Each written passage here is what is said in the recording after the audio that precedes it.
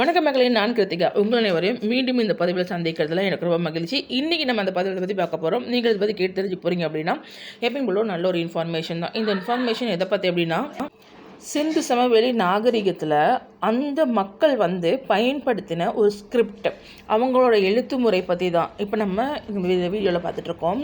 So இங்கே கொடுத்துருக்க இந்த டிசைன்ஸ் எல்லாமே ஒரு வார்த்தை அப்படின்னு சொல்லி வரலாற்று ஆய்வாளர்கள் கண்டுபிடிச்சிருக்காங்க. இருந்தாலும் பார்த்தோன்னா இந்த வார்த்தை எந்த மாதிரியான இது ஒரு லாங்குவேஜ், இது எந்த மாதிரியாக பொருட்கொள்கிறது அப்படிங்கிற மாதிரியான விஷயத்த இன்னைக்கு அளவுக்கு யாராலையும் கண்டுபிடிக்க முடியல. இந்த ஸ்கிரிப்ட் எல்லாமே ரொம்ப மர்மமானதாகவும் வித்தியாசமானதாகவும் இருக்குது.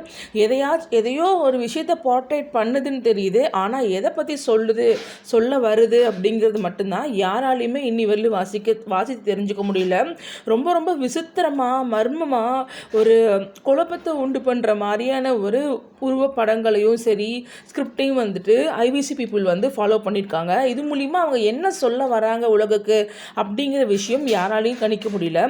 இதனால் சில அறிஞர்கள் என்ன சொல்கிறாங்க அப்படின்னா, இது சமஸ்கிருத மொழியோட சம்மந்தப்பட்ட எழுத்து முறைகளாக இருக்கும் அப்படிங்கிறாங்க. சில வரலாற்று அறிஞர்கள் என்ன சொல்கிறாங்கன்னா, இது பழைய தமிழ் மொழியோட சேர்த்த ஒரு எழுத்து முறையாக இருக்கும் அப்படின்னு சொல்கிறாங்க. அதுக்கு முக்கிய ரீசன் என்னென்னா, இந்த மீன், இந்த குதிரை, இந்த மாதிரியான சில உருவப்படங்கள் எல்லாமே அதில் ஆட் பண்ணியிருக்காங்க. இப்போ நம்ம இந்த திரையில் பார்த்துட்ருக்க இந்த எழுத்து முறை தான் சிந்து சமவெளி நாகரிகத்தில் வாழ்ந்த மக்கள் பயன்படுத்தின அந்த எழுத்து முறைகள். அவங்க போட்ட எல்லா டிசைன்ஸ் அண்ட் ஸ்ட்ரக்சர்ஸ் அந்த சிம்பிள்ஸ் எல்லாமே இந்த உலகியல் வாழ்க்கையை ஏதோ ஒரு வகையில் மென்ஷன் பண்ணுது அப்படின்னு சில ஆர்கியாலஜிஸ்ட் நம்மளுக்கு டிஃபைன் பண்ணுறாங்க. இப்போ பார்த்தோன்னா இந்த மீன் அப்படிங்கிற விஷயம் நம்ம பாண்டிய நாட்டோட விஷயமா இருக்கனால தமிழ் பாண்டியர் அவங்களுக்கும் இவங்களுக்கும் தொடர்பு இருந்திருக்குமா, அந்த மக்கள் தானா இவர்கள் அப்படிங்கிற மாதிரியான கேள்வி எழுப்புது. இன்னும் சில பேர் என்ன பண்ணியிருக்காங்கன்னா, டெப்த்தாக போய் இந்த சிம்பிள் என்ன தான் போர்ட்ரேட் பண்ண வருதுங்கிறது அவங்களோட நாலேஜுக்கு தகுந்த மாதிரி சில விஷயங்களை கொடுத்துருக்காங்க.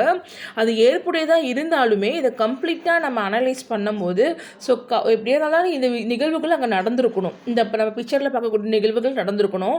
அந்த நிகழ்வுகள் நடந்திருந்தால் மட்டும்தான் இவங்க இந்த அளவுக்கு யோசிச்சு இதெல்லாம் ட்ரா பண்ணியிருக்க முடியும், ரைட் பண்ணியிருக்க முடியும்.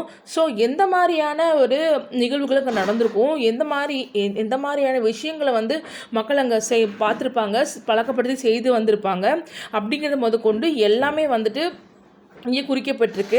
ஸோ அது என்னவா இருக்கும் அப்படிங்கிறது இன்னி வரலும் யாராலுமே ஃபைன் பண்ண முடியல. இப்போ நம்ம கிளியராக பார்த்துட்டு இருக்க இந்த லெட்டர்ஸ் எல்லாமே பார்த்தோன்னா நம்ம தமிழ் ரிலேட்டடாக இருக்கக்கூடியது அப்படின்னு சொல்கிறாங்க. அதாவது தமிழ் எழுத்து ரிலேட்டடாக இதில் பார்த்தீங்கன்னா ஒரு நார்மலாக பார்த்தோம்னா இந்த மீன் சின்னம் பறிச்சது, அப்புறம் இந்த யூ வடிவில் இருக்கக்கூடியது, அப்புறம் இதெல்லாமே பார்த்தோம் அப்படின்னா மிகப்பெரிய அறிஞர்கள் என்ன சொல்கிறாங்கன்னா, இதெல்லாம் தற்காலிக உலகியல் வாழ்க்கையோடு ஒப்பிட்டு சில விஷயங்களை மென்ஷன் பண்ணியிருக்காங்க. நமக்கு பார்த்தாலும் அப்படிதான் தெரியும். ஆனால் இது எல்லாமே இந்த சிந்து நாகரிக மக்கள் லாபகமாக எடுத்துக்கிட்டு வாழ்ந்திருக்காங்க அப்படிங்கிற ஒரு விஷயம்தான் உண்மை. ஆனால் இன்னி வரையிலும் இந்த சிந்து சமவெளி மக்களோட அந்த கலாச்சார பண்பாடு கூறு சரி, எல்லா விஷயமும் சரி, ஒரு அழிந்து போன ஒன்றாக இருந்த வரலாற்று ஆய்வாளர்கள் மூலிமா நாம் பேசிக்காக மட்டும்தான் தெரிஞ்சுக்க முடியுது. அவங்களோட பொருட்கள் மட்டும்தான் நம்மளுக்கு மிகப்பெரிய ஒரு எவிடன்ஸாக இருக்குது. ஆனால் இன்னி வரலும் இந்த ஸ்கிரிப்ட்லேருந்து எந்த எவிடன்ஸும் நம்ம டீட்டெயிலாக தெரிஞ்சுக்க முடியல. இந்த ஸ்கிரிப்டில் எதை மென்ஷன் பண்ணுதுங்கிற விஷயங்களை ஆராய்ச்சியாளர்கள் கண்டுபிடிச்சிட்டாங்க அப்படின்னா கண்டிப்பாக இது மிகப்பெரிய ஒரு திருப்பு முனையாக இருக்கும். உலகிலேயே மிக பழமையான நாகரிகத்தில் இருந்தக்கூடிய ஸ்கிரிப்ட் எல்லாமே வாசிச்சிருக்காங்க. ஆனால் நம்ம ஐவிசியில் இருக்கக்கூடிய ஸ்கிரிப்டை மட்டும் யாராலையும் வாசிக்க முடியல. இதுதான் ஒரு புதிராகவே விலகாத மர்மமாகவே இருக்குது.